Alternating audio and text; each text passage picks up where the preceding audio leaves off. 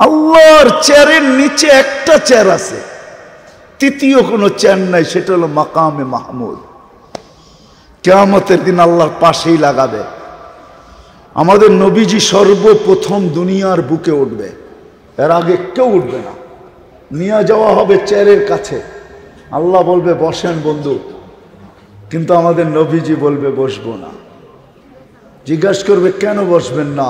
আপনার উম্মত তো একটা ইউনিয়ন কাউন্সিলের চেয়ার পাওয়ার জন্য মরতে রাজি ছিল, মারতে রাজি ছিল, এত বড় চেয়ার তারপরে বসবেন না? তো জবাব দিবে আমি ওয়াদা দিয়ে আসছি উম্মতকে, মাওঈদুকুমুল হাউদ, হাউদে আমার সাথে সাক্ষাৎ করার জন্য। আমি তো এখনই ছুটে যাব হাউজে কাউসারে, কেননা উম্মত উঠবে, পিপাসিত উম্মত আসবে। আমি ওয়াদা দিছি ওইখানে সাক্ষাৎ করার জন্য। আমি নিজের হাতে উম্মতকে পানি পান করাবো, আর প্রত্যেককে চিৎকার দিয়া বলবো লা তাজমান বাদাহা আবাদা, আর কোনোদিন পিপাসা তোর কাছে আসবে না। আমি চেয়ারে বসলে উম্মতকে পানিকে পান করাবে। আমার ওয়াদা কিভাবে পুরা হবে? চেয়ারের জায়গায় থাকুক, আমি বসবো না, বসবো না, বসবো না। এটাও বলবে না যে আমি পানি খাওয়ায় চলে আসবো আবার বসার জন্য। বলছে না না না, পানি খাওয়ানোর পরে আমি ছুটে যাব মিজানের কাছে। কেন বন্ধু? আপনি এক গাদা প্রতিশ্রুতি দিছেন আমাকে, ওগুলাকে বাস্তবায়ন করব তো করব কোথায়? মিজানের কাছে যায় বাস্তবায়ন করব। যখন দেখব উম্মতের পাল্লা সামনে ঝুঁকে না, তখনই হাত উঠায় চাইতে থাকবো।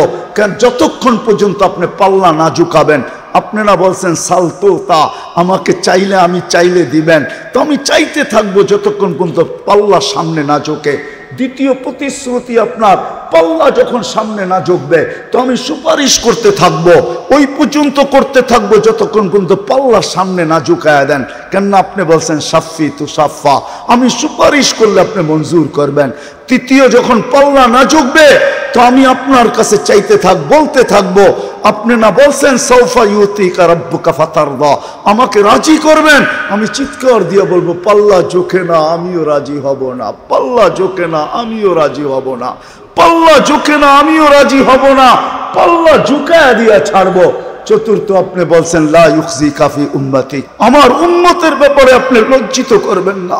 ওইখানেই শেষ না, পলসেরাতের ওইখানে ছুটা যাব। উম্মত যদি পার না হইতে পারে, তাইলে দুরুদ জীবনে একবারও যদি পড়া থাকে, আর ওটাও যদি গ্রহণ হয়ে থাকে, তো একটা দুরুদ হইলেও মাথায় দিয়া পার করাইতে চেষ্টা করব। তারপরও আমি চেরে ফিরে আসবো না। আমি তো এই তিন জায়গায় দৌড় লাগাইতে থাকবো আর চিৎকার দিতে থাকবো রব্বি উম্মতি উম্মতি উম্মতি। জিবরিল আলাইহিস সালাম বলে মাথা উঁচা করলে 7 আকাশের উপরে চলে যায়। ফাইদা রাসু ফাওকা সাবঈ সামাওয়াত, মাথা উঁচা করলে 7 আকাশের উপরে চলে যায়। রিজলুহু তাহতা সারা, পাও প্রসারিত করলে 7 জমিনের নিচে চলে যায়। সিত্তু মিয়াতু জানা, 600 ডানা। লাউ কাশাফা জানাহাই লাগাত্তাল মাশরিক ওয়াল মাগরিব, 2 ডানা প্রসারিত করলে বলে 2 সীমান্ত ঢেকা যায়। এই সৌরজগতের নিচে আর 598টা ডানা ওনার প্রসারিত করার কোনো জায়গা নাই, জায়গা থাকে না। 2 ডানা দিয়ে পুরা সীমান্ত ঢেকা যায়। ওনার তুলনায় আমরা বড় ছোট, ঠিক না? হ্যাঁ, কি বলেন? কিন্তু শ্রেষ্ঠত্বের মুকুটটা মনে হয় ওনার মাথায় না, শ্রেষ্ঠত্বের মুকুটটা আমাদেরই মাথায়, ঠিক না? কি বুঝে আসতেছে? শ্রেষ্ঠত্বের মুকুটটা কিন্তু ওনার মাথায় না। দেহে উনি অনেক বিশাল, মাথা 7 আকাশের উপরে, পাও 7 জমিনের নিচে, 2 ডানায় পুরা সীমান্ত ঢেকা যায়। আবার নামও যদি শুনেন, ওনার নাম রুহুল কুদুস, শাদীদুল কুওয়া, বড় শক্তিশালী। এই জন্য ওনাকে জিজ্ঞাসা করা হয়েছিল কোনো পর্বে যে আপনার শক্তি কতটুকু? আমি কুস্তি লইয়া দেখি নাই, মোকাবেলা হইলে না বোঝা যায় আমার শক্তি কতটুকু। কিন্তু উনি এই জবাব দিয়েছেন যে আমি তথ্য দিতে পারি, আমরা একটা পরের কোনার শক্তি। ইস্তামালতু লিকওমিন, আমি এক জাতির জন্য ব্যবহার করছি। জমিন থেকে উঠায়া নিয়ে উল্টায়া মেরা দিছি, ফাসারা বাহরান মাইয়িতান ইলা ইয়াউমিল কিয়ামা, কিয়ামত পর্যন্ত এটাকে ডেড সি বানায় দিছি। ডেড সি 100 কিলোমিটার লম্বা, 5 কিলোমিটার চওড়া, জর্ডানের ডেড সি। এটা জিবরিল আলাইহিস সালাম উল্টায় মেরা দিছিলেন, এই জমিনটাকে পর দিয়া উঠায়া উল্টায় মেরা দিছেন। কিন্তু শ্রেষ্ঠত্বের মুকুটটা ওনার মাথায় না, শ্রেষ্ঠত্বের মুকুটটা কিন্তু আমাদের মাথায়। দেহটা যদিও আমাদের ছোট, আবার বড় দুর্বলও। যদি দুর্বল না হইতো তাহলে আল্লাহ কোনোদিন বলতেন না খুলিকাল ইনসানু যায়ীফা। মানুষ বড় দুর্বল, মানুষ আমরা কি বড় দুর্বল। ইদা মাসসাহুল খায়রু ইদা মাসসাহুশ শাররু জাসুআ, ব্যথা পাইতে দেরি, চিৎকার দিতে দেরি করে না, করতে দেরি করে না, ঠিক না? কি শুয়ের গোছা খাইলেও তো করি, ঠিক না? কি বলেন? দুর্বল কতটুকু? ওয়াইদা মাসসাহুল খায়রু মানুআ, আর ভালো কিছু যখন পাওয়া যায় তখন পিছে তাকায়া কখনো দেখে না। যদি একটা হাদিস নিয়ে আসি, যুবক যখন যৌবন পাওয়া যায় তখন পিছে তাকায়া একবারও দেখে না যে আমি একদিন একটা পানির ফোঁটা ছিলাম। মনে হয় এখানে কোনো যুবক নাই, এতটুক বয়সে একদিনও সে বসে ভাবছে যৌবন পাওয়ার পরে যে আমি তো একদিন একটা পানির ফোঁটা ছিলাম, ড্রপ ছিলাম, ড্রপ, পানির ফোঁটা ছিলাম। ইবনে সিনা সামনে যায় জিজ্ঞাসা করেন, একটা পানির ফোঁটাও না। একটা পানির ফোঁটাকে আল্লাহ কয়েক লক্ষ গুণ ভাগ করেন, তারপরে একটা দিয়ে আমাকে আপনাকে বানান। যুবক যৌবন পাওয়ার পরে আর পিছে ফিরা তাকায় না। আমরা পুরুষত্ব পাওয়ার পরে কোনোদিন পিছে ফিরা তাকাই নাই, নারীত্ব পাওয়ার পরে কোনোদিন পিছে ফিরা তাকায় না, টাকা পাওয়ার পরে আর কোনোদিন পিছে ফিরা তাকায় না। বন্ধ কামরায় বসে কখনো ভাবে না যে আমি ছিলাম কি, মালিক আমাকে দিল কি। কি বলেন? একজন হাত উঠায় বলেন যে আমি মাঝে মাঝে বদ্ধ কামরায় বসা ভাবি, পিছনটা ভাবি।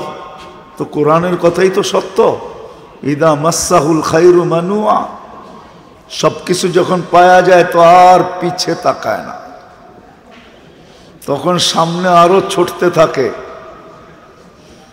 চলেন ওটার দিকে চলে গেলে লম্বা হয়ে যাবে, সামনে আরো ছুটতে থাকে। এক বিল্ডিং এর মালিক হইলাম, আরেকটা হয় কি কইরা, দুইটা হইলাম তো তিনটা হয় কি কইরা, তিনটা হয় তো চারটা হয় কি কইরা। সব সামনের দিকে ছুটতে থাকে, পিছের দিকে কেউ ফিরা কখনো তাকায় না। কোরআন এটাই বলে, ইদা মাসসাহুল খায়রু মানুআ, পিছে ফিরা কেউ তাকায় না। বিদায় যেটা বুঝাইতেছিলাম, আমাদের অস্তিত্বটাও ছোট, আবার অস্তিত্বের ভিতরে যে একটা হায়াত আছে, জীবন, এটাও কিন্তু ছোট। 60-70 বৎসর। যদিও আমি বইলা বেড়াই যে এই ছোট জীবনটা আল্লাহ আমাদেরকে কেন দিলেন। আমি মাঝে মাঝে ভাবতাম যে 900 950 বৎসর বয়স দিলেন, 500-700 দিলেন, 200-300 দিলেন, আমাদেরকে 60-70 বৎসর কেন দিলেন? কিন্তু আমি খুঁজতে খুঁজতে পরে পাইছি যে কেন দিলেন। আল্লাহ আমাদেরকে অগাধ ভালোবাসেন, এই জন্যই অল্প বয়স দিছেন। আপনি যদি বলেন ছোট বয়স আর ভালোবাসার সম্পর্ক কি, তাহলে আমার দেশের প্রবাদ বাক্য আমাকে বুঝায়, ভালোবাসার পাত্রকে বেশি খাটাইতে চায় না। মনে হয় বুঝাইতে পারি না। ভালোবাসার পাত্র বেশি খাটুক, পরিশ্রম করুক, মাথার ঘাম পায়ে ফেলুক, ঘাম ঝরাক, এটা কেউ চায় না। চায় না কি?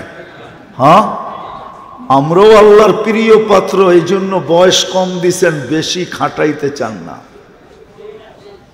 মনে হয় বুঝাইতে পারি না। আল্লাহ আমাদেরকে বেশি খাটাইতে চান না, আমরা আল্লাহর প্রিয় পাত্র। যদি বলেন প্রমাণ কি, তাহলে প্রমাণ দেই। প্রিয় পাত্র যদি না হইতো তাহলে কুদরতি হাতে তৈরি করলেন, এতটুকুই তো যথেষ্ট ছিল, ঠিক না? কিন্তু আমাকে বাইসা আলাদা কেন করলেন? হুয়াজতাবাকুম উম্মতে মুহাম্মদী হওয়ার জন্য আমাদেরকে বাইছা বাইছা আলাদা কেন করলেন? আল্লাহ আমাদেরকে বাইছা বাইছা আলাদা করছেন।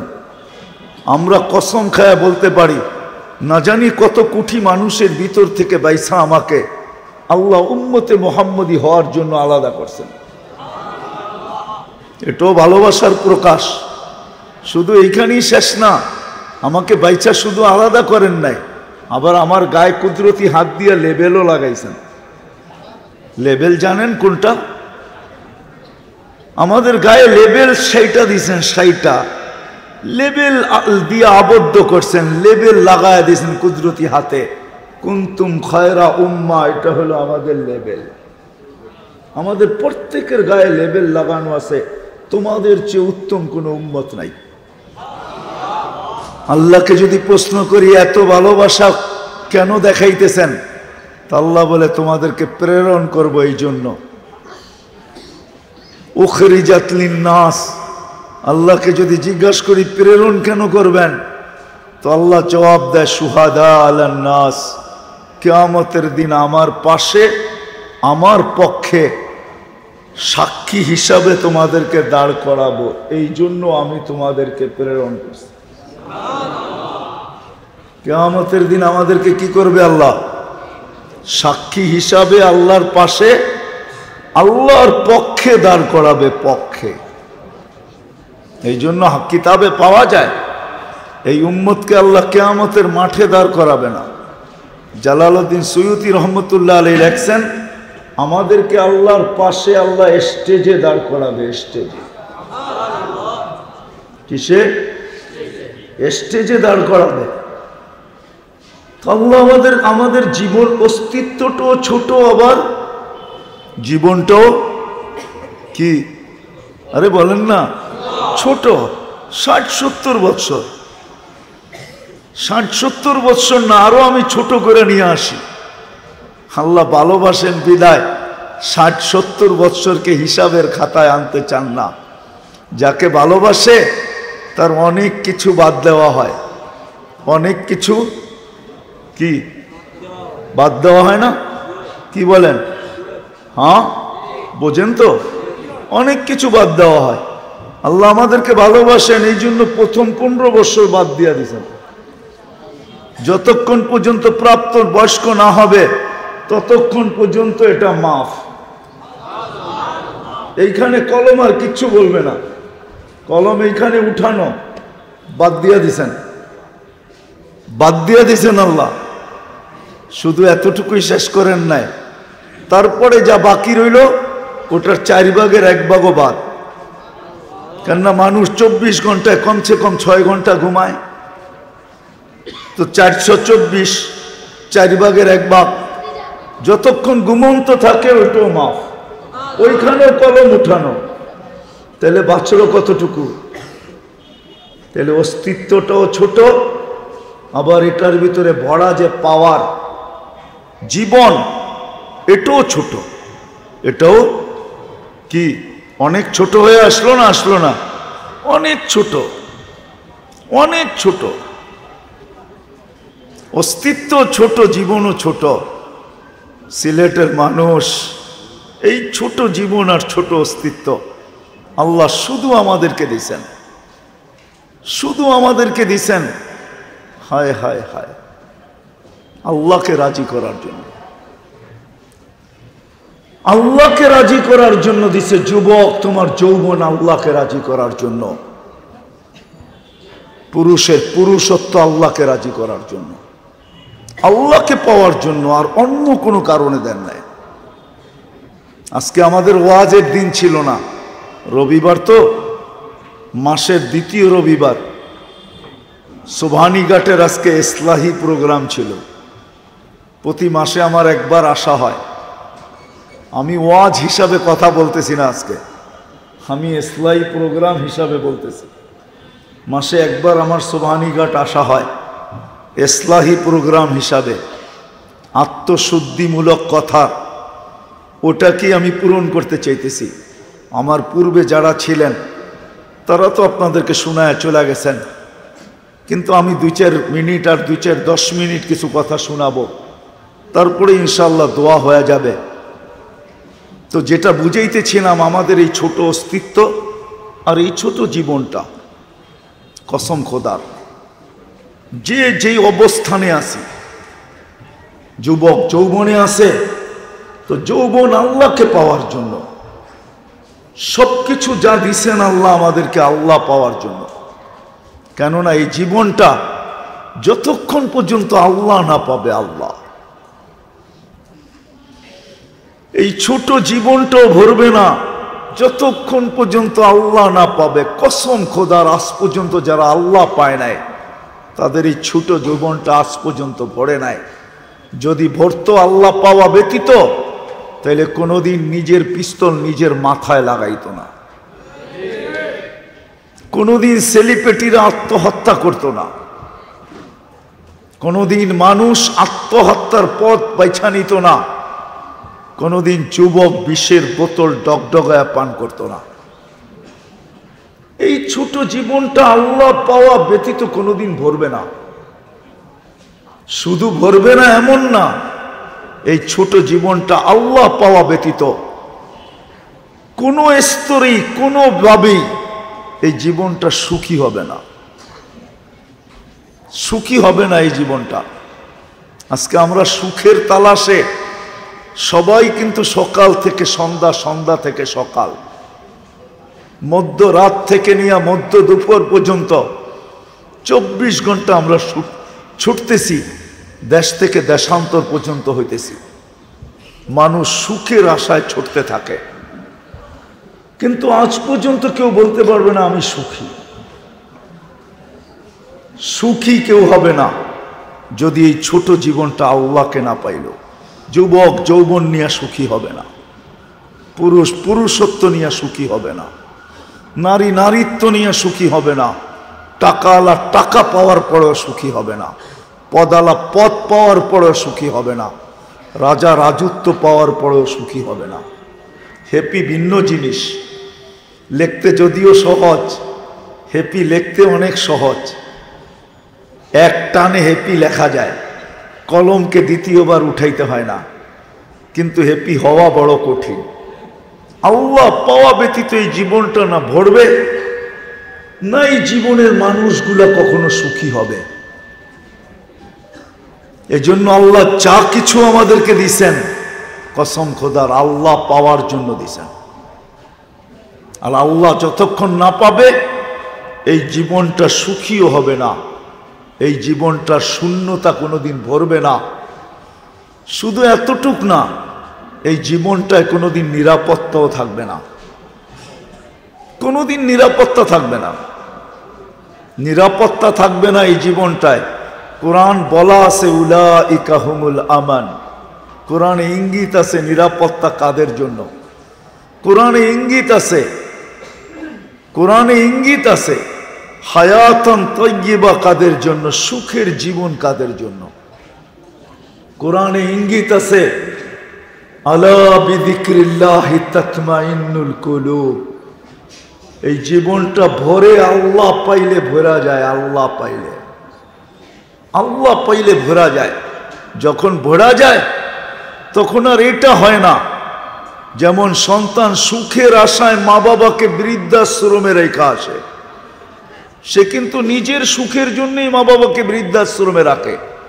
সে চায় না আমার ঘরে ঝগড়া হোক, সে চায় না আমার স্ত্রীর সাথে সন্তানদের সাথে আমার সাথে মা বাবার বিরোধ হোক, ঝগড়া হোক, ঘরটা অশান্তিতে ভরা যাক, এটা সে চায় না। বিদায় মা বাবাকে বৃদ্ধাশ্রমে নিয়ে রেখে আসে।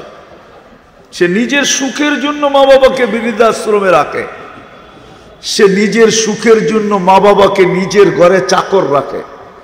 বিশ্বাস হয় না? আঙ্গুল দিয়া দেখাবো কি? বিশ্বাস হয় না আপনাদের?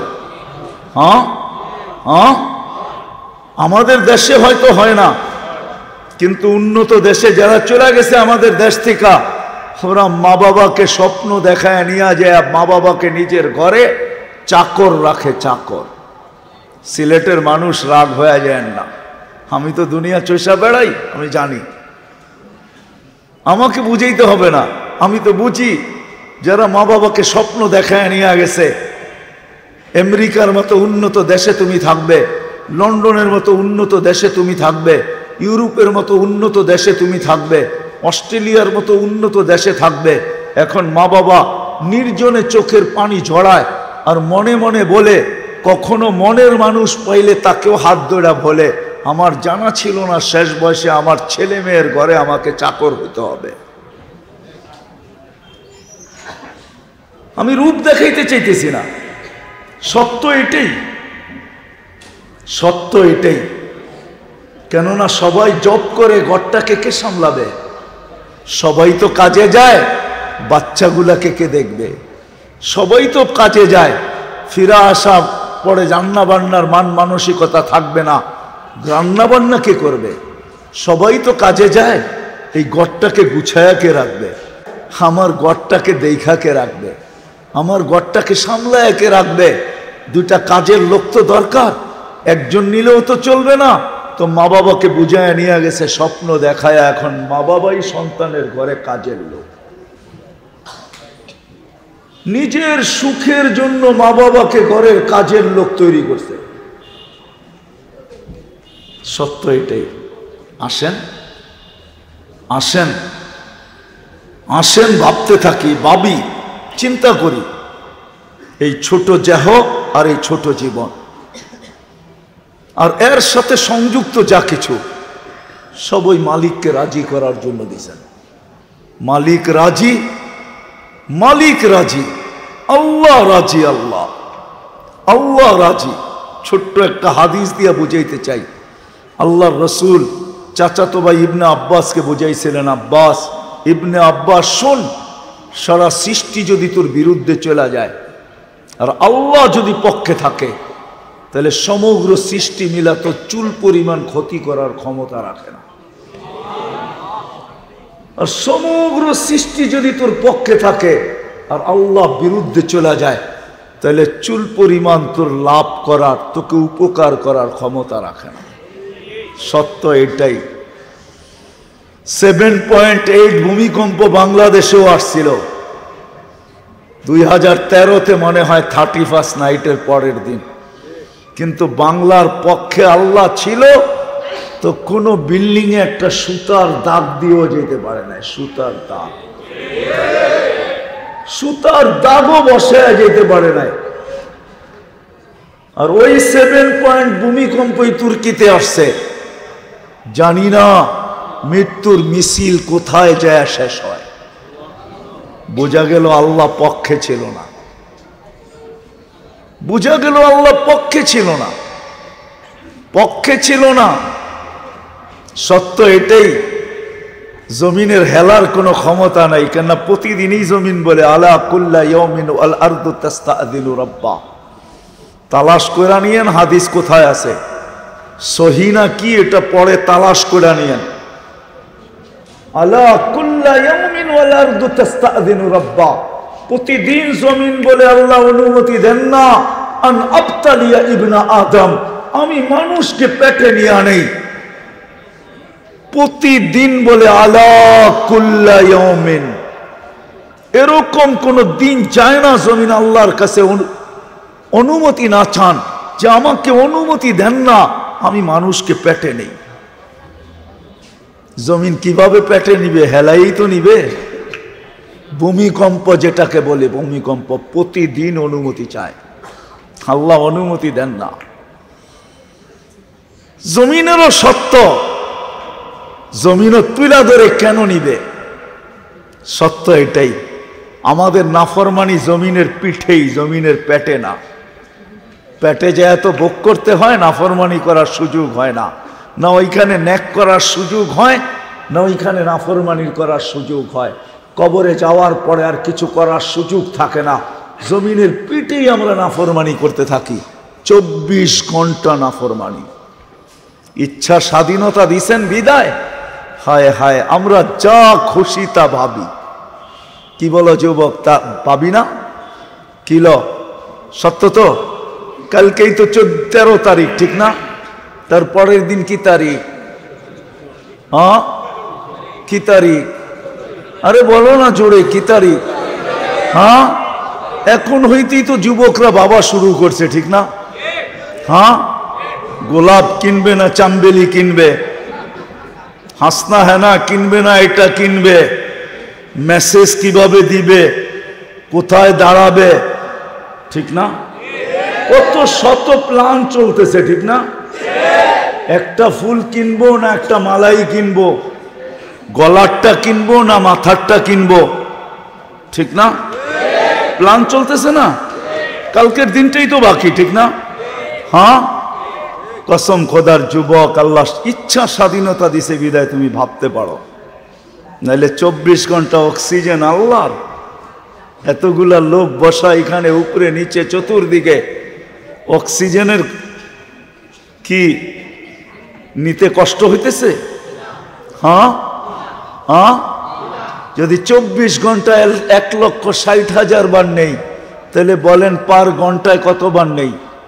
মোবাইল তো সবার কাছেই আছে, ক্যালকুলেটর সবার মোবাইলে আছে, ভাগ করেন পার ঘন্টায় কতটুকু নেই। এইখানে যে ঘন্টা 2 বসে আছি কতটুকু নিলাম? কার অক্সিজেন? সোবানি গাটালারা তো উপর দিয়েও বন্ধ করে দিছে, ওই যে দেখেন সামিয়ানা মাথার উপরে, ওনারা নিয়ত করছে ওইখান দিয়েও যেন অক্সিজেন না আসতে পারে, ওটাও বন্ধ। তারপরেও তো অক্সিজেন নিতে কোনো কষ্ট হয় না, ঠিক না? কার অক্সিজেন নেই? কসম খোদার যুবক, 24 ঘন্টা অক্সিজেন নিবে আল্লাহর। আমার মনে হয় না 2020 করোনা লগ্নে অক্সিজেন আল্লাহরা যতটুকু ব্যবসা করছে, যতদিন থেকে অক্সিজেনের সিস্টেম বাংলাদেশে চালু হয়েছে, এত ব্যবসা মনে হয় কখনো হয় না। সত্য না? কি রাগ হয়ে গেলেন? হাসপাতাল আল্লাহ মনে আরো রাগ হয়ে যাবে, ঠিক না? প্রমাণ হিসাবে বলতেছি, ঢাকার এক ক্লিনিক ওয়ালারা আধা ঘন্টা অক্সিজেন দিয়া 84,000 টাকা বিল করছে, না করে নাই? হ্যাঁ, নেটে সার্চ দেন এখনো পাবেন, আমি তো হাসপাতালের নামও বলতে পারবো। আধা ঘন্টা বিল কত? 84,000। যুবক, তুমি এখানে বইয়া ভাবতে যে 14 তারিখে কি করব, আর অক্সিজেন নিবে আল্লাহ, ইম্পসিবল। তুমি বৈশা ভাববে আল্লাহর বিরুদ্ধে, আর কুদরত দিয়ে আল্লাহ কিডনি ডায়ালিসিস করবে তোমার, তাও 24 ঘন্টায় 36 বার। 36 বার আল্লাহ কুদরত দিয়ে আমাদের কিডনিকে ডায়ালিসিস করেন। যদিও ইবনে সিনায় সারা সপ্তাহের ভিতরে 5 বারের উপরে ডায়ালিসিস করার ক্ষমতা আমার মেশিন এখনো আসে নাই, আগামীতে আসবে কিনা আমি জানি না। যদিও এক ডায়ালিসিসে 4 ঘন্টা নেয়, কিন্তু আল্লাহ ডেলি 36 বার কুদরত দিয়া ডায়ালিসিস করেন। আর তুমি বৈশা ভাববে 14 তারিখে কি করব? আল্লাহ ইচ্ছা স্বাধীনতা দিয়েছেন বিদে আমরা ভাবতে পারি। আজকে আমার সমাজ যা খুশি তা ভাবে, যা খুশি তা বলে, ঘরের অন্ধকারে, ঘরের আবদ্ধ কামরায় বলে না, টক শোতে বলে। হ্যাঁ, আমরা সতর্ক করতে পারি, বাধ্য করতে পারি না। আল্লাহ সতর্ক করার জন্য বলছেন, এই জন্য সতর্ক করতেছি, নাইলে আমাদের কোনো প্রয়োজন ছিল না কারো উপরে আঙ্গুল উঠানের। যা খুশি তা বলে, আল্লাহ ইচ্ছা স্বাধীনতা দিয়েছেন বিদায় যা খুশি তা লেখে, ঠিক না? হ্যাঁ, ইচ্ছা স্বাধীনতা দিয়েছেন বিদায় আজকে নিজের জীবনটাকে যেমন খুশি তেমন কাটাইতে পারতেছি। কণ্ঠনালীতে রু আসার পূর্ব মুহূর্ত পর্যন্ত আল্লাহ ইচ্ছা স্বাধীনতা দিছে বিদায় যেমন খুশি তেমন চলা যাবে। কণ্ঠনালীতে রু আসতে দেরি, সীমারেখায় পা দিতে দেরি, আল্লাহ থাবা মেরা উঠাইতে দেরি করবে না। কোরআন এটাই বলে, আখাজ না হু বাগতাতান, তোমাকে ছো মেরা উঠায় নিব। আমি যদি আল্লাহকে বলি সারা দুনিয়ার টেকনোলজি দ্বারা আমি প্রতিরোধ করব, আল্লাহ বলে গড়তে পারো, ওয়ালাউফি বুরুজি মুসাইয়্যিদা, সমস্ত টেকনোলজি জায়গাটা জায়গায় থাকবে, চলমানও থাকবে, চলমানও থাকবে, সব কিছু ঠিক থাকবে, কিন্তু আমরা উঠাবো কোনো টেকনোলজি খবরই পাবে না আমরা আসলাম কখন আর উঠায় নিলাম কখন।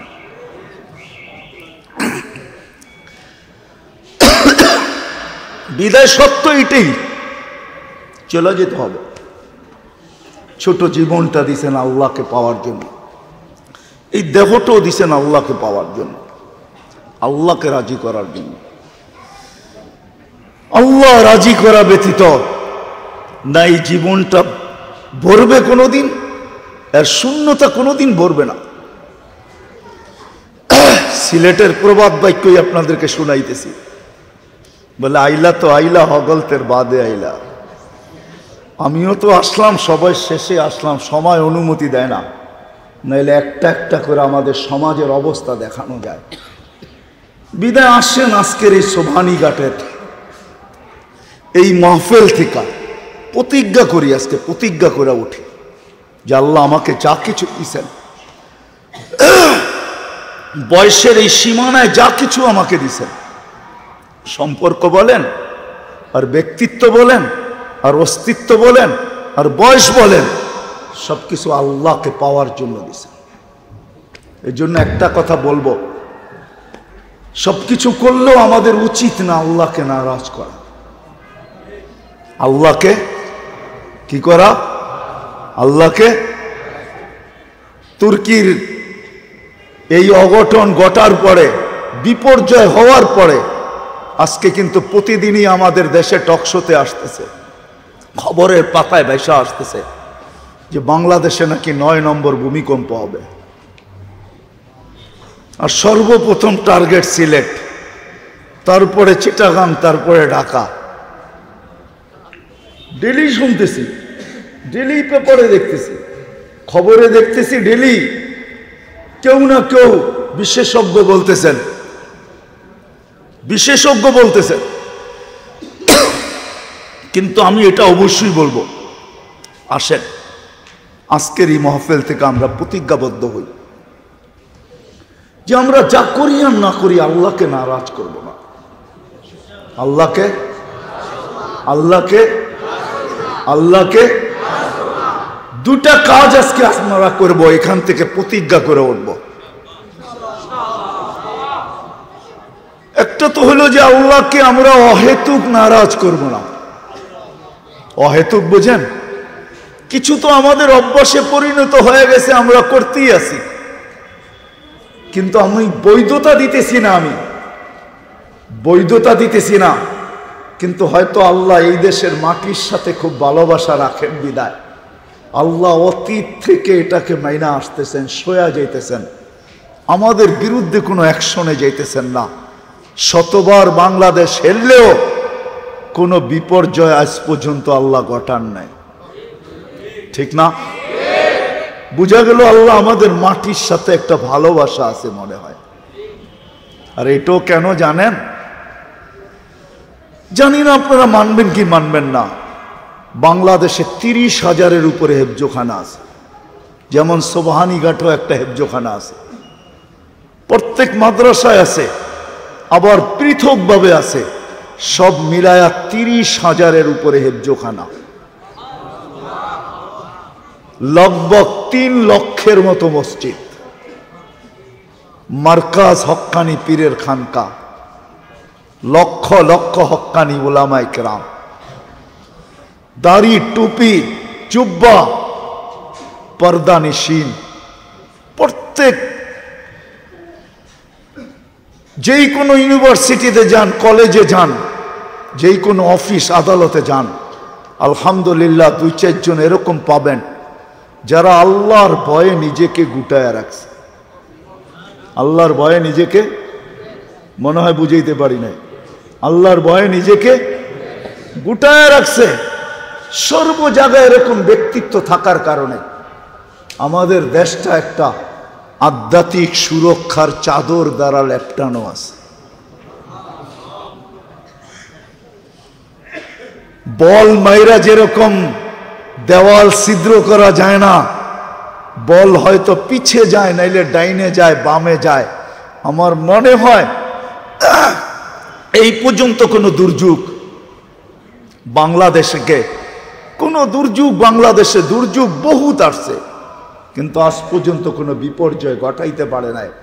আমার মনে হয় ওই আধ্যাত্মিক সুরক্ষার চাদরটা এরকমই একটা দেওয়ালের মতো, এই লাল সবুজের একটা ছোট পরিধিকে লেপটায় রাখছে। আমার বিশ্বাস, প্রমাণও দেওয়া যায়। 2020-এ কিন্তু করোনায় বাংলাদেশে কোনো বিপর্যয় ঘটাইতে পারে নাই।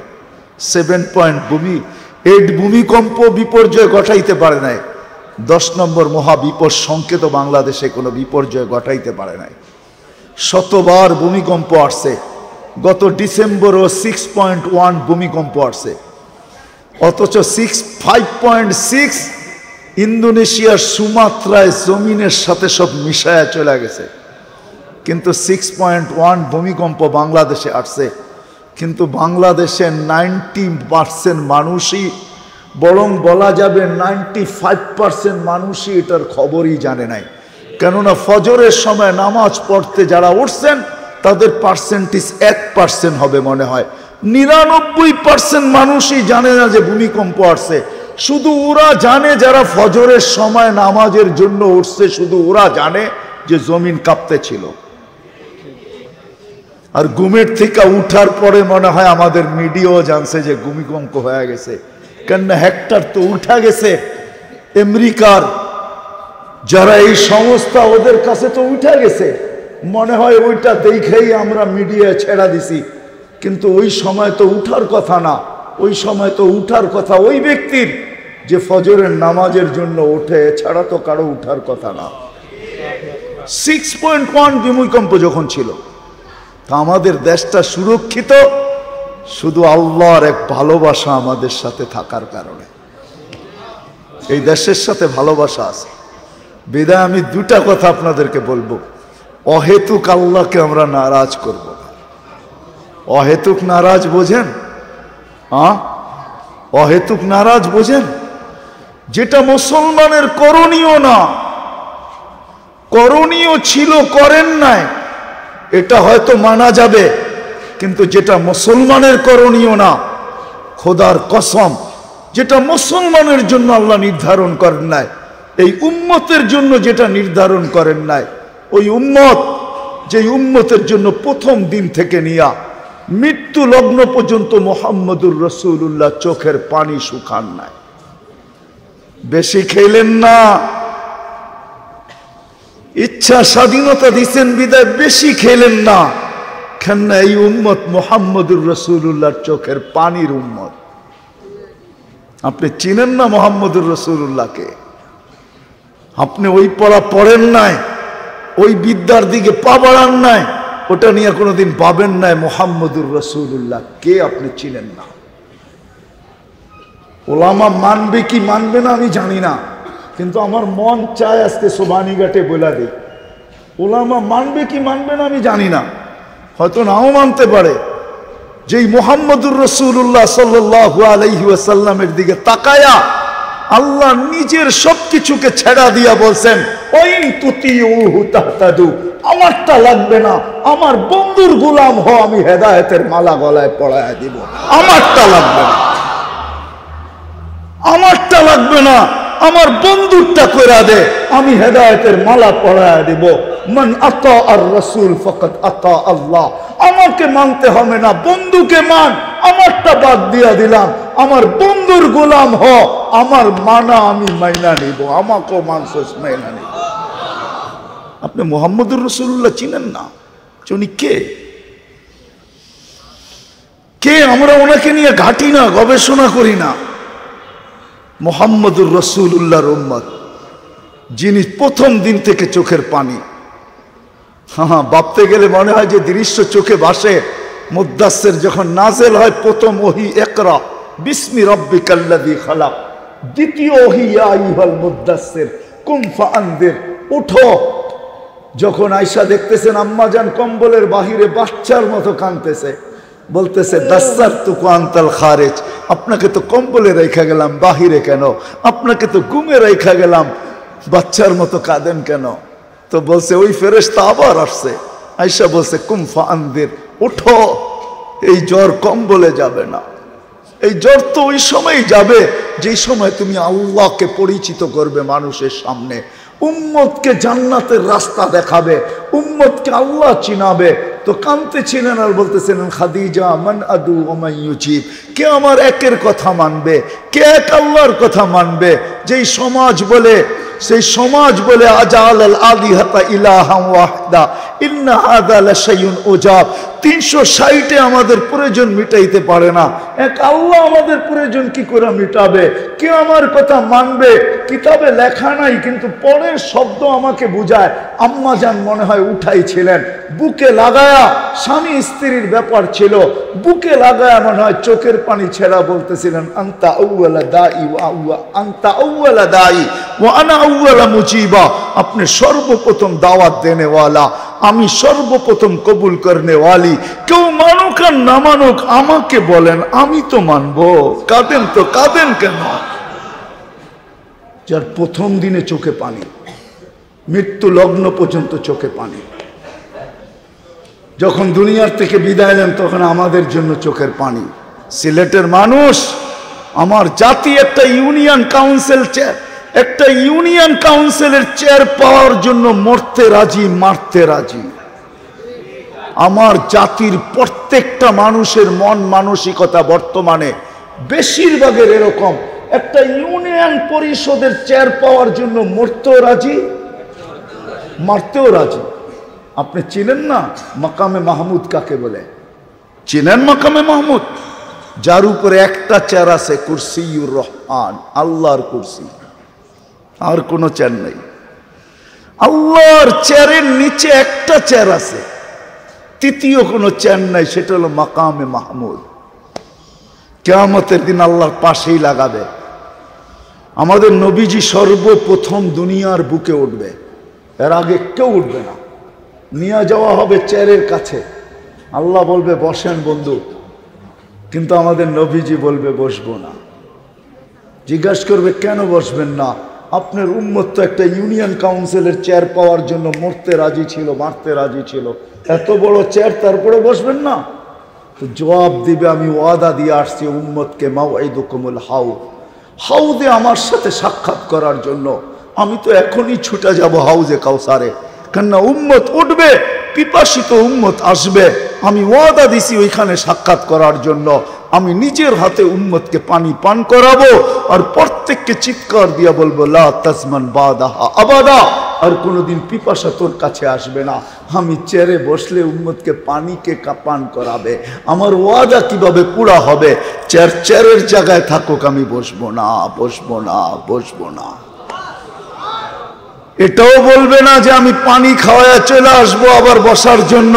বলছে না না না, পানি খাওয়ানোর পরে আমি ছুটে যাব মিজানের কাছে। কেন বন্ধু?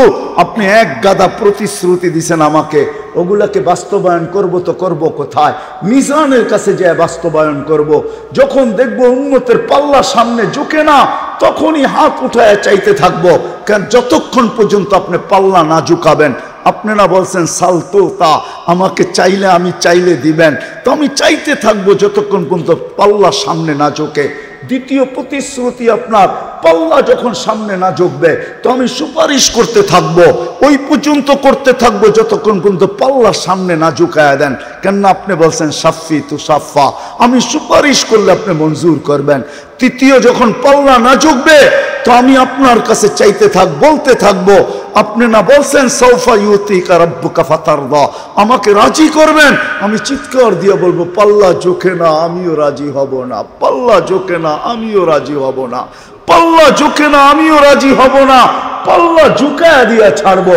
চতুর্থ আপনি বলছেন লা ইউখজিকা ফি উম্মতিক, আপনার উম্মতের ব্যাপারে আমাকে, আমার উম্মতের ব্যাপারে আপনি লজ্জিত করবেন না। পাল্লা যখন ঝুঁকবে না তো এক পর্ব তো আসবেই, ও জ্ঞান হবে অমুকের উম্মত, অমুকের ছেলে চির অসফলতা অর্জন করছে, তো আমার চেহারা থাকবে তো থাকবে কোথায়? আমি ওইখানে ছুটবো, আমি চেয়ারে বসবো না। শুধু ওইখানেই শেষ না, তারপরও আমি চেয়ারে ফিরে আসবো না। ওইখানেই শেষ না, আমি মিজানের পলসেরাতের ওইখানে ছুটে যাব।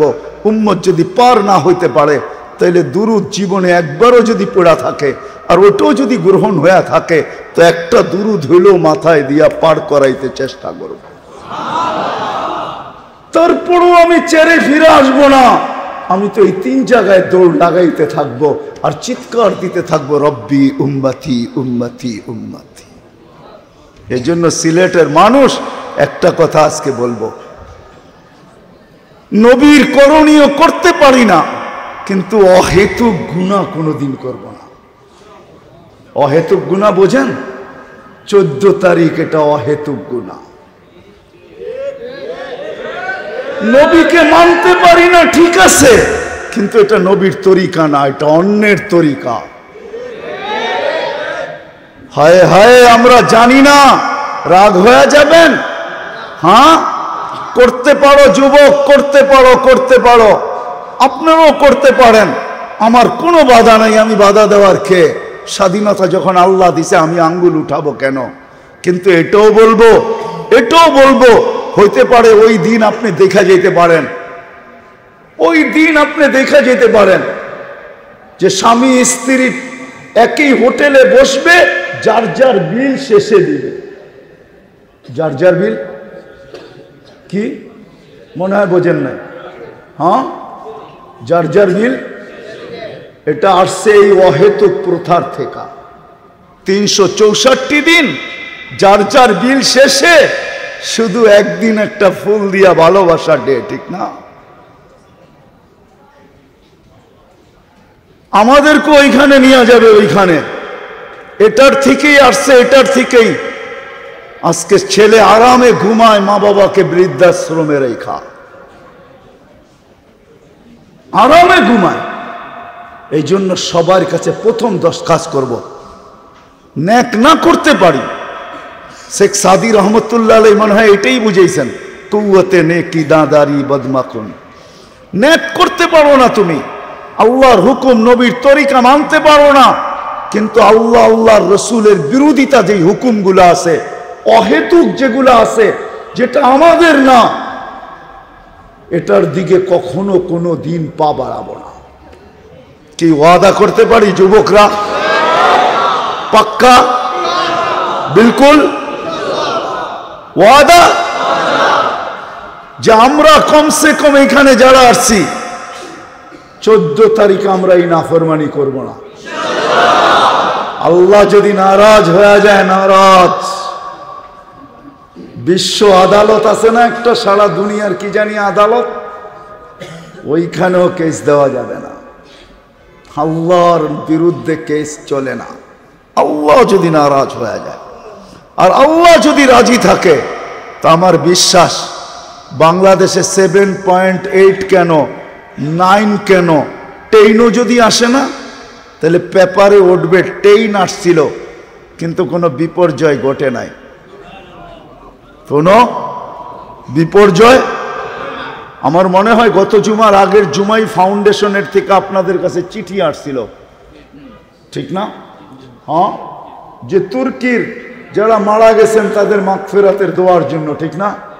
আমি বলছিলাম বড় ভালো হতো যদি ফাউন্ডেশন এই কথাটাও লিখতো যে 2013-তে আমাদের দেশেও 7.8 আসছিল, আল্লাহর মেহেরবানি কোনো বিপর্যয় ঘটে নাই। এই জন্য ইমামরা আল্লাহর কাছে আজকের দিনে শুকরিয়া আদায় করি সবাইকে নিয়ে।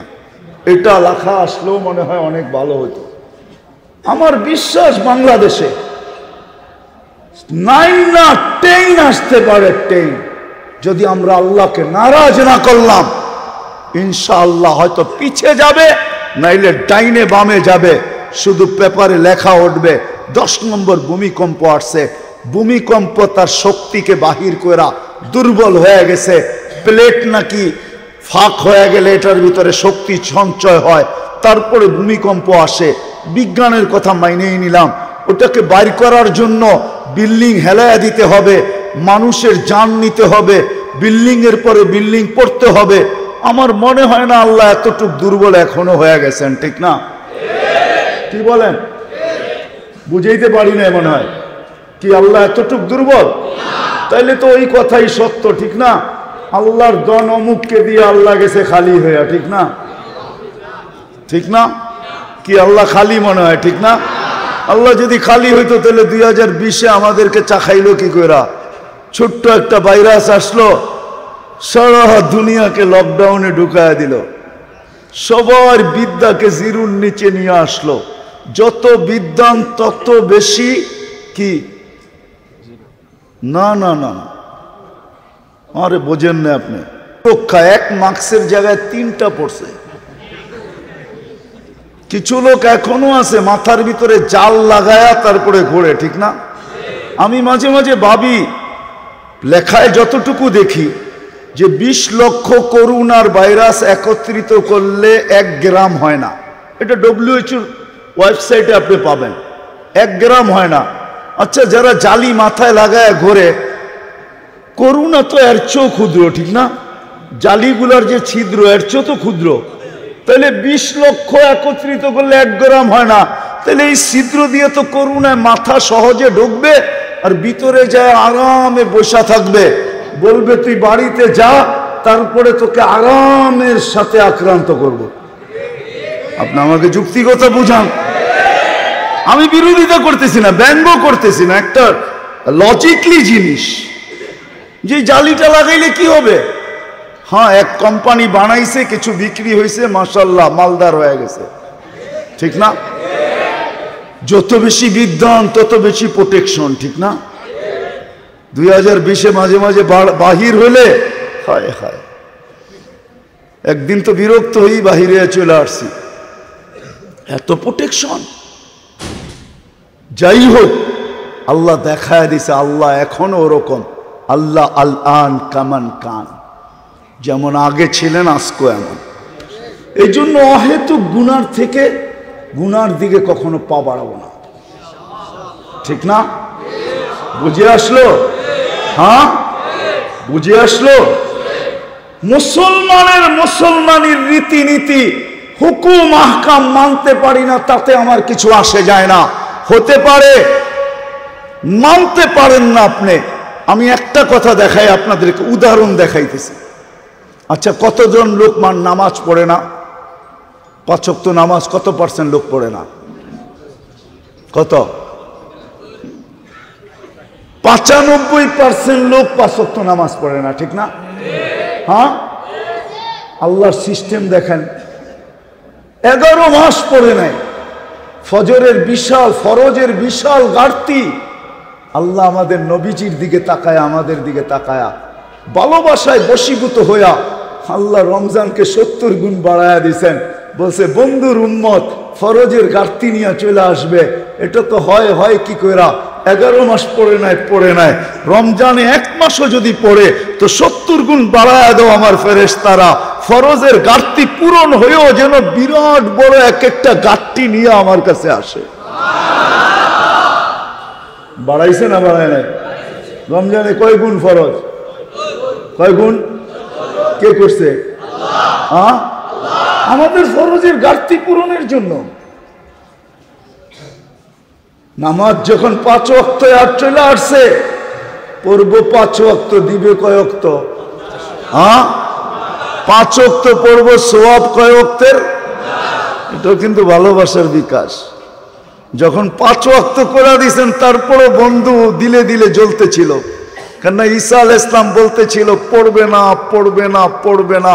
আর এটাই সত্য, পড়ি না, পড়বে না 5 ওয়াক্ত, কমায় নিয়ে আসেন। তো আল্লাহ রসুল লজ্জায় পাও আগে বাড়াইতে পারতেছিলেন না, আর বলতেও ছিলেন লজ্জা লাগে, কি করে যাব। আমার মনে হয় আল্লাহ কানে কানে বলছেন, বন্ধু নিয়ে যান, আমি ডাইকা পড়ায় নিব, আমি ডাইকা পড়ায় নিব। এই জন্য ডাইকা পড়ায় নেয়। এই জন্য যা ইসলামে যা করণীয় আছে তা যদি নাও করতে পারি, ইসলামের বাহিরে যেগুলা করণীয় আজকে আমাদের সমাজে, খোদার ওয়াস্তে ওগুলার দিকে পা বাড়াবো না। তাইলেও আমার মনে হয় আমাদের দেশের প্রতি আল্লাহ রাজি থাকবেন, নারাজ হবেন না। এই উম্মতের উপরে আল্লাহ সহজে নারাজ হন না। আপনি জানেন না কখন নারাজ হয়, সহজে নারাজ হন না এই উম্মতের উপরে। বড় পেয়ারা উম্মত এটা, মুহাম্মদুর রাসূলুল্লাহর চোখের পানি ছড়ানো উম্মত, এত সহজে নারাজ হন না এই উম্মতের উপরে। আর দ্বিতীয় সর্বশেষ কথা, দ্বিতীয় আরেকটা কথা, এই পরিবেশগুলাকে আমরা টিকায় রাখি। যতদিন এই পরিবেশগুলো থাকবে আপনি আমার কাছ থেকে লিখিত নিতে পারেন, আমি বাঁচি আর মরি। আমি আজ থেকে এই কথা বলতেছি না, আজ থেকে 10 বছর ধরে একই কথা বলতেছি। যতদিন পর্যন্ত বাংলাদেশের এই পরিবেশগুলা থাকবে, খোদার কসম বাংলাদেশ নড়বে চড়বে পড়বে না না না। বাংলাদেশে কোনো বিপর্যয় আসবে না। আপনি এই দেশের মাটি চিনেন না, আপনি হয়তো 200-400 বৎসরের ইতিহাস জানেন। বাংলা সন চলতেছে 1400 কত? 34, ঠিক না? কত? 34 না? আপনি জানেন না 1434 বৎসরের এই মাটির ইতিহাস? আপনি জানেন না? আপনি জানলে কোনোদিন আমার কথা একমত হইতেন। এই মাটি মামুলি মাটি না, বাংলাদেশের মাটি সাধারণ মাটি না। এই মাটির নিচে ওই কোরবানির পিলার আছে, যে কোরবানির পিলার, ওই কোরবানির পিলার এই মাটির নিচে শায়িত আছে। ওই পিলার আপনাদেরকে আমি দেখাইতে পারবো না, বলতেও পারবো না। যারা প্রথম সারির যারা কোরবানি দিয়েছেন সাহাবায়ে কেরাম, একবারে প্রথম সারির, যাদের আগে এত বড় কোরবানি কেউ দেন নাই, যারাই এই কোরবানির ভিত্তি রাখছেন, ওরকম 2 সাহাবীর কবর এই বাংলাদেশের মাটির নিচে এখনো আছে। আপনি চিনেন না বাংলাদেশের মাটি? হ্যাঁ, আমি ইতিহাস বলে এই জন্য এই পরিবেশগুলো আমরা রাখব। যদি আমাদের কিছু ব্যয়ও করতে হয়, আমি দেখতেছিলাম সিলেটের মানুষ, যদিও দুজনেই বলতেছিল আমার দিকে ইশারা করা, কেননা আমরা সিলেটকে বড় বড় চোখে দেখি, ছোট চোখে কোনোদিন দেখি না। কেননা সিলেট বলতেই লন্ডন আমেরিকা, ঠিক না? আমাদের দেশের সবচেয়ে বড় যোদ্ধা যারা, তারাই হলেন সিলেটি। রেভিটেন্স যোদ্ধা সিলেটি, বিধায় আমরা বড় চোখে দেখি। আমাদের যদি দরকার হয় জান মালের কোরবানি দিতে, তারপরও আমরা এই পরিবেশগুলোকে টিকায় রাখবো। রাখবেন? দেখি হাত উঠায় বলেন তো দেখি।